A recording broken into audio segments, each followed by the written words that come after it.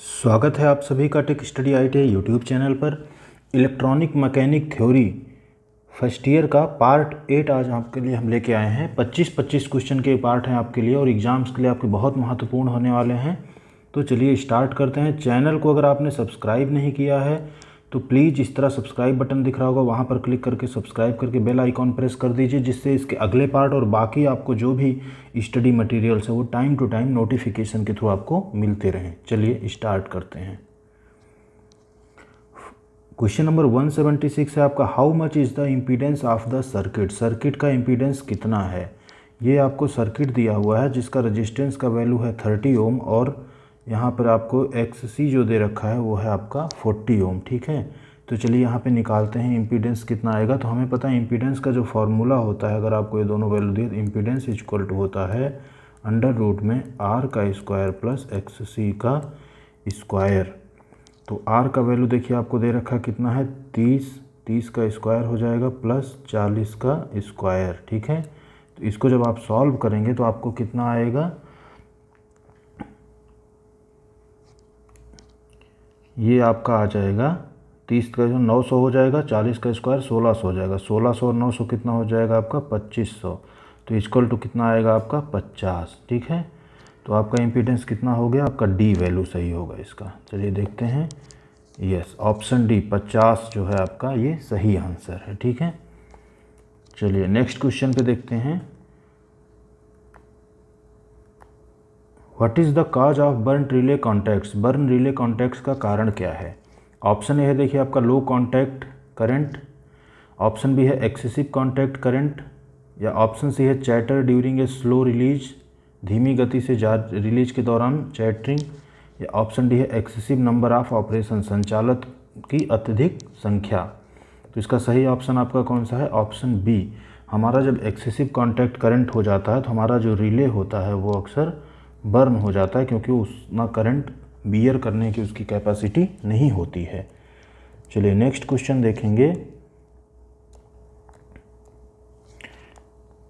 Eight which condition the cold resistance of the low voltage lamp is measured using ohm meter. Ohm meter का उपयोग करके कम voltage lamp के ठंड प्रतिरोध को किस स्थिति में मापा जाता है। ऑप्शन ए है आपका lamp is on at 100 degree, option B है lamp is on at 320 degree, lamp 320 degree Celsius पर है, ऑप्शन सी है lamp is on at 400 degree Celsius, lamp 400 degree Celsius पर चालू है, ऑप्शन डी है lamp is off at room temperature, lamp कमरे के तापमान पर बंद है। इसका सही ऑप्शन क्या होगा आपका, लैंप कमरे के तापमान पर बंद है, D lamp is off at room temperature is the right answer.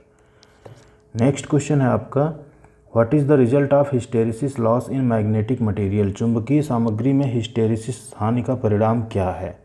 ठीक है, हिस्टेरिसिस लॉस आपका होता है, उसका क्या रिजल्ट होता है वो पूछ रहा है। तो ऑप्शन है आपका back EMF increase, back EMF बढ़ता है, ऑप्शन बी है eddy current decrease, eddy current कम हो जाता है, और ऑप्शन सी है आपका मैग्नेटिक फ्लक्स इंक्रीज, चुंबकीय प्रवाह बढ़ जाता है, या ऑप्शन डी है आपका एनर्जी लॉस टेक्स प्लेस, ऊर्जा की हानि होती है। इस क्वेश्चन के आखिरी में आपको एक बोनस क्वेश्चन भी मिलेगा, उसका आंसर अगर आप कमेंट बॉक्स में देंगे तो हमें बहुत अच्छा लगेगा और हमें ये भी लगेगा आपने वीडियो पूरा देखा। चलिए इसका सही ऑप्शन है आपका option D, energy loss takes place. Hysteresis loss की वजह से हमारा एनर्जी लॉस होता है।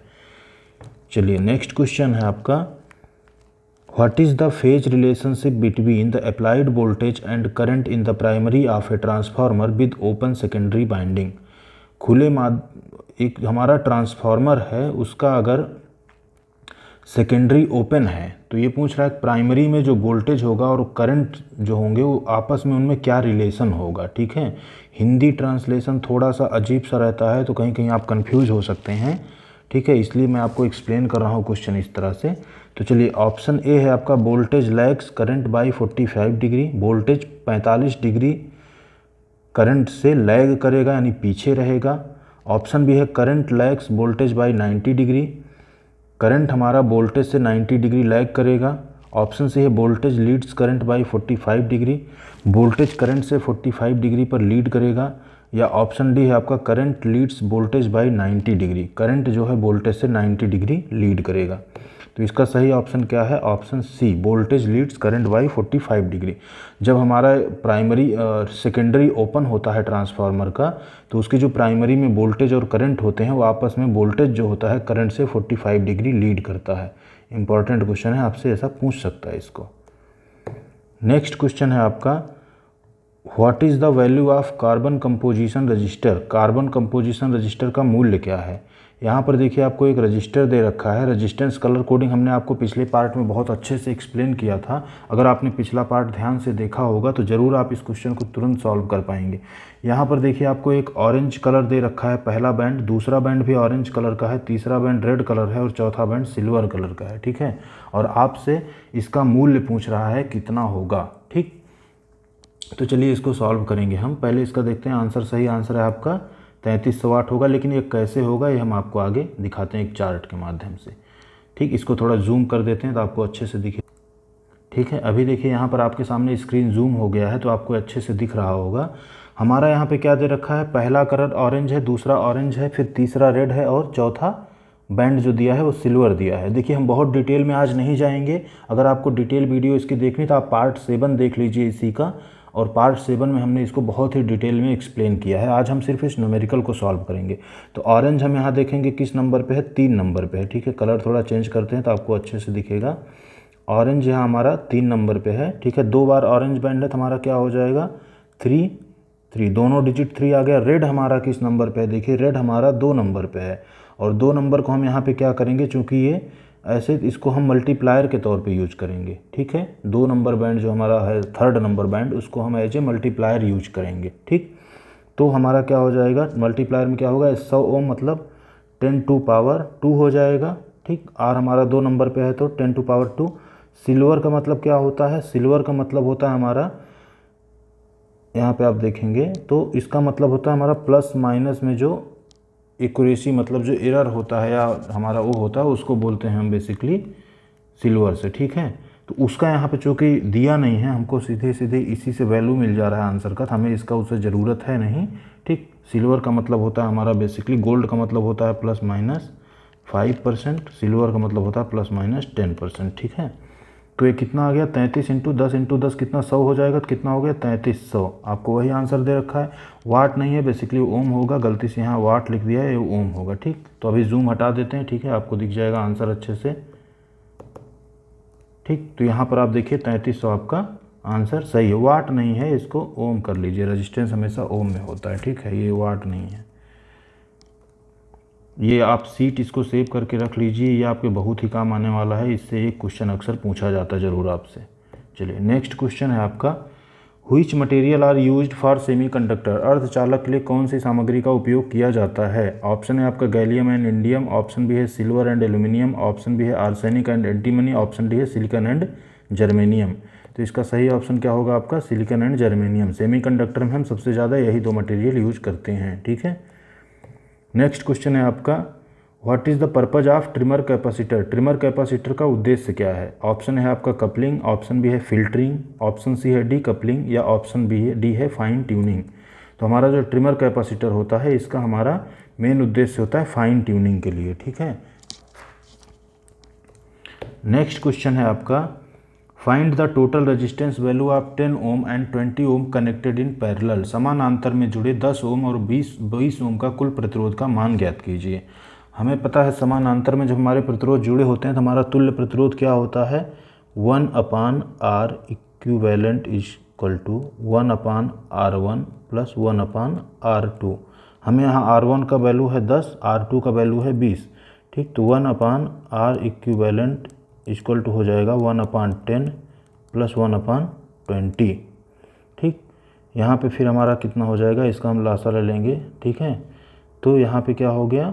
2 प्लस 1/20 बराबर कितना हो गया? 3/20।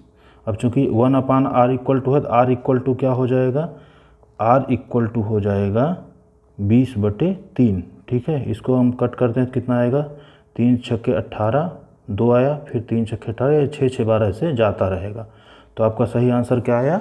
6.666 ओम। ठीक, तो ये बहुत ही इंपॉर्टेंट क्वेश्चन होता है समानांतर और सीरीज में पूछता तो सीधे R1 R2 को हम जोड़ देते, क्योंकि यहाँ पैरेलल में पूछा है तो ये इस तरह से इसका सोल्यूशन होगा। तो आपका सही आंसर ये है। चलिए देखते हैं।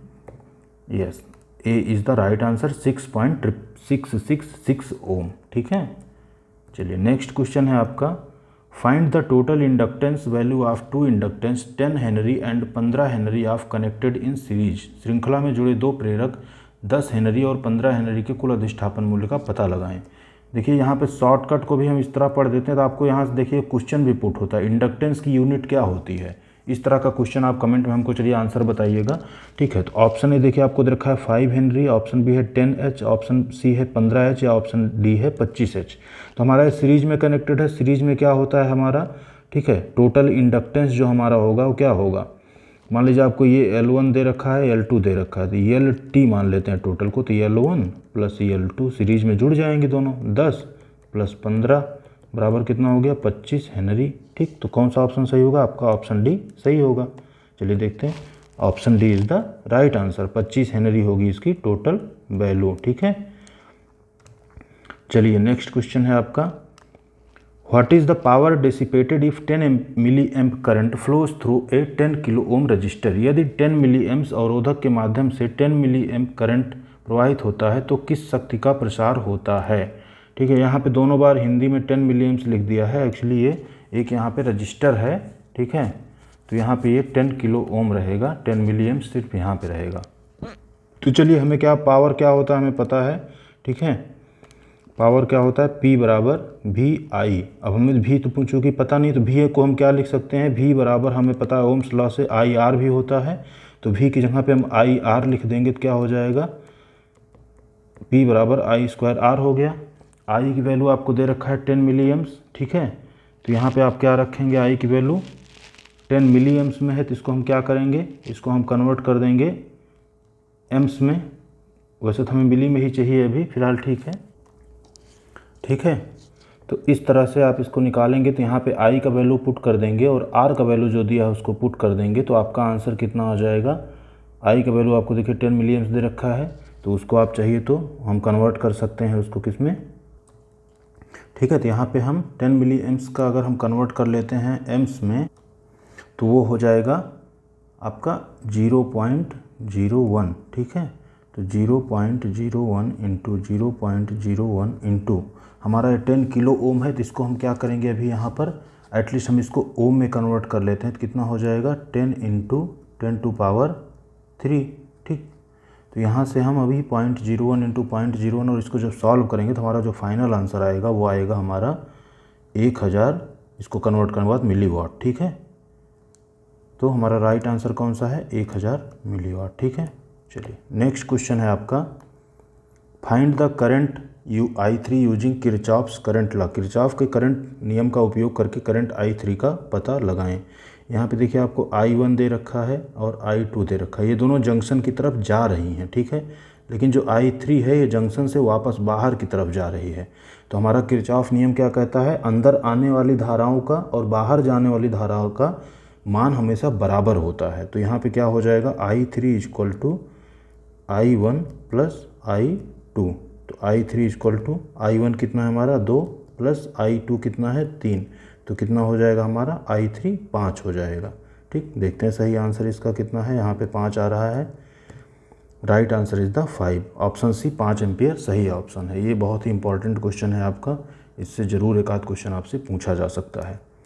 नेक्स्ट क्वेश्चन है आपका, what is the name of effect of changing current in one coil induces EMF in near by coil. एक कॉइल में करंट बदलने के प्रभाव का क्या नाम है, पास में कॉइल में EMF को प्रेरित करता है। ऑप्शन ए है कपलिंग, ऑप्शन बी है induction, option C self induction, option D mutual induction. ठीक है, एक कॉइल रखे हुए हैं दो आपस में, जो दूसरी कॉइल पे प्रभाव डालता है उसके बारे में आपसे पूछ रहा है, तो बहुत ही सिंपल सा आंसर इसका ऑप्शन डी म्यूचुअल इंडक्शन। ठीक है, नेक्स्ट क्वेश्चन है आपका, what is the main problem caused for severe pitting in relays. Relay में पिटिंग होने के कारण का मुख्य समस्या क्या है।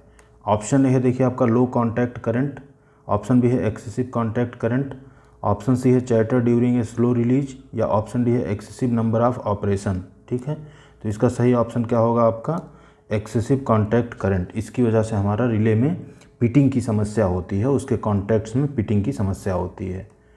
नेक्स्ट क्वेश्चन है आपका, what is the effect on the transformer operated below the rated voltage. Rated voltage के नीचे संचालित ट्रांसफार्मर पर क्या प्रभाव पड़ता है। एक ट्रांसफार्मर है, उसका जो रेटेड वोल्टेज मान लीजिए है उसका 6.6 kV और वो उससे नीचे ऑपरेट हो रहा है, तो उस पर क्या प्रभाव पड़ेगा। देखिए ऑप्शन ए दिया आपका burn out binding, option B है leads to inter winding leakage, inter winding में लीकेज, ऑप्शन सी है transformer heated up excessively, transformer अत्यधिक गर्म हो जाएगा, ऑप्शन डी है delivers reduced secondary voltage, reduced secondary voltage मतलब घटा हुआ सेकेंडरी वोल्टेज देगा वो। तो इसका सही ऑप्शन क्या है आपका, ऑप्शन डी। अगर हम प्राइमरी में किसी ट्रांसफार्मर को कम देते हैं, मान लीजिए वो जनरेटेड है 6.6 देंगे तो हमें 415 मिलेगा, तो अगर हम प्राइमरी मान लीजिए 6.6 से कम देते हैं तो हमारा आउटपुट भी उसी रेंज में घट जाता है। ठीक है, चलिए नेक्स्ट क्वेश्चन देखते हैं, what is the purpose of vacuum contactors in electrical panel. विद्युत पैनल में वैक्यूम कॉन्टैक्टर्स का उद्देश्य क्या है। ऑप्शन है आपका फास्ट स्विचिंग, तेज़ी से स्विचिंग, ऑप्शन बी है स्लो स्विचिंग, धीमी गति से स्विचिंग, ऑप्शन सी है पैकेट स्विचिंग या ऑप्शन डी है मीडियम स्विचिंग, मध्यम स्विचिंग। सही ऑप्शन आपका है तेज़ी से स्विचिंग। वैक्यूम कॉन्टैक्टर हम यूज करते हैं फास्ट स्विचिंग के लिए।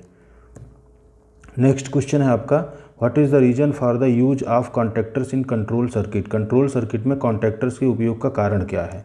ऑप्शन ए है supply power to loads, loads को पावर सप्लाई करने के लिए, ऑप्शन बी है टू इंक्रीज लोड करंट बढ़ाने के लिए, ऑप्शन सी है टू डिक्रीज लोड करंट कम करने के लिए, ऑप्शन डी है to protect the load from arcing, load को आर्क से बचाने के लिए। तो इसका सही ऑप्शन क्या है आपका, option A supply power to load. हमारा जो कंट्रोल्स कॉन्टैक्टर उपयोग करता है वो बेसिकली जब हम कमांड देते हैं किसी मोटर को रन करने के लिए तो कॉन्टैक्टर पिक करके हमारा सप्लाई देता है लोड को। ठीक है, नेक्स्ट क्वेश्चन है आपका, why the transformer core is made as thin laminations. Transformer core को पतले टुकड़े के रूप में क्यों बनाया जाता है। ऑप्शन ए आपका to minimize eddy current loss को कम करने के लिए, ऑप्शन बी है to increase the hysteresis loss के नुकसान को बढ़ाने के लिए, ऑप्शन सी है to maximize eddy current loss, अधिकतम एडी करंट लॉस के लिए, ऑप्शन डी है to increase core saturation loss, core संतृप्त लॉस को बढ़ाने के लिए। तो हमारा लेमिनेटेड कोर हम क्यों यूज करते हैं, बेसिकली ऑप्शन ए सही है आपका, एडी करंट लॉस कम हो इसके लिए हम ट्रांसफार्मर में पतले पतले लेमिनेटेड कोर यूज करते हैं, बढ़ाता नहीं हो कोई भी चीज़। तो इसलिए तीनों ऑप्शन आपको ऐसे ही देख के गलत लग रहे होंगे, सही ऑप्शन ये है आपका। चलिए नेक्स्ट क्वेश्चन है आपका 194, which part of the relay cause most trouble. Relay का कौन सा हिस्सा सबसे अधिक परेशानी का कारण बनाता है। ऑप्शन है देखिए हिंजेज, ऑप्शन बी है रिले कॉइल, ऑप्शन सी है रिले कॉन्टैक्ट्स या ऑप्शन डी है फ्रेम एंड कोर। तो इसका सही ऑप्शन क्या है आपका, रिले कॉन्टैक्ट। हमारा जो रिले होता है उसमें बेसिकली इस तरह से दो कॉन्टैक्ट होते हैं जो आपस में मेक और ब्रेक करते हैं तो हमारा कॉन्टैक्ट बनता है। ठीक है, तो बार बार ऑपरेशन होने की वजह से, कभी कभी हाई करंट की वजह से सबसे ज़्यादा ये हमेशा डैमेज अक्सर हो जाता है या ये कार्बनाइज्ड हो जाता है जिससे वो रिले ऑपरेशन नहीं होता, तो ये सबसे ज़्यादा परेशानी का कारण बनता है। नेक्स्ट क्वेश्चन है आपका, what type of ripple filter circuit is used for large load current requirement. बड़े लोड करंट आवश्यकताओं के लिए किस प्रकार के रिपल फिल्टर सर्किट का उपयोग किया जाता है। आपसे पूछ रहा है अगर लार्ज लोड करंट रिक्वायरमेंट है तो कौन सा सर्किट यूज करेंगे, रिपल फिल्टर। ठीक है, ऑप्शन ए है एलसी फिल्टर, ऑप्शन बी है आरसी फिल्टर, ऑप्शन सी है इंडक्टर इनपुट फिल्टर या ऑप्शन डी कैपेसिटर फिल्टर। तो जहाँ पे हमारा बड़ा लोड रहता है वहाँ पे हमेशा हम कैपेसिटर इनपुट फिल्टर यूज करते हैं। इंपॉर्टेंट क्वेश्चन है ये। ठीक है, चलिए नेक्स्ट क्वेश्चन है आपका, what is the current through the Zener diode with full load condition. पूर्ण लोड की स्थिति के साथ जीनर डायोड के माध्यम से करंट क्या है। ये देखिए आपको एक सर्किट दे रखा है और पूछ रहा है जब फुल लोड रहेगा तो जीनर डायोड के माध्यम से करंट क्या होगा।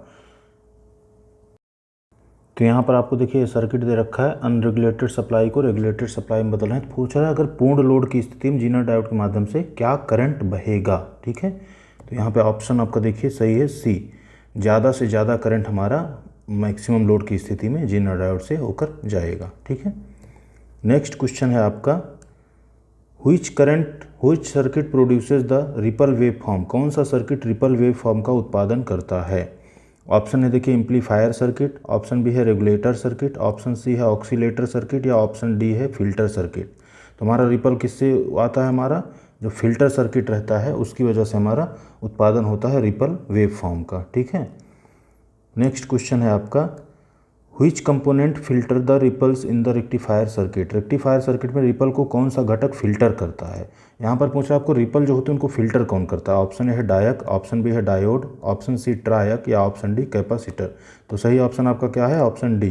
कैपेसिटर जो होता है हमारा वो रिपल्स को हमारे फिल्टर करता है। ठीक है, इसलिए आप देखिए कैपेसिटर टाइप फिल्टर भी यूज किए जाते हैं रिपल फैक्टर्स को कम करने के लिए, रिपल को कम करने के लिए।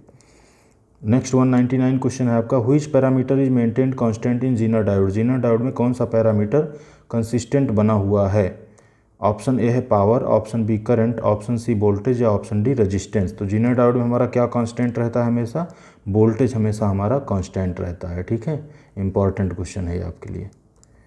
नेक्स्ट क्वेश्चन है आपका, what is the meaning of maximum safe reverse voltage across A diode. Diode में अधिकतम सुरक्षित रिवर्स वोल्टेज का क्या अर्थ है। ऑप्शन देखिए PIV वोल्टेज, ऑप्शन बी है नी वोल्टेज, ऑप्शन सी है ब्रेक डाउन वोल्टेज या ऑप्शन डी है रिवर्स ब्रेक डाउन वोल्टेज। सही ऑप्शन क्या है आपका, PIV voltage is the right answer, peak inverse voltage. ठीक, ये बोनस क्वेश्चन है आपके लिए जिसका हम उम्मीद करेंगे कि आप आंसर देंगे। बहुत ही सिंपल सा क्वेश्चन है, अगर आपने पढ़ाई किया है अभी तक तो जरूर दे पाएंगे answer. Which electrical parameter is measured by the megger. किस विद्युत पैरामीटर को मेगर द्वारा मापा जाता है। ऑप्शन ए है current, option B voltage, option C है इंसुलेशन रेजिस्टेंस या ऑप्शन डी आवृत्ति फ्रीक्वेंसी। जरूर आप सही ऑप्शन कमेंट बॉक्स में बताइए, हमको बहुत अच्छा लगेगा। Thank you so much video पूरा देखने के लिए। आपके एग्जाम्स के लिए बहुत बहुत शुभकामनाएं। अच्छे से पढ़ाई कीजिए, पूरी प्लेलिस्ट देख कर जाइए और बढ़िया से एग्ज़ाम दीजिए। धन्यवाद।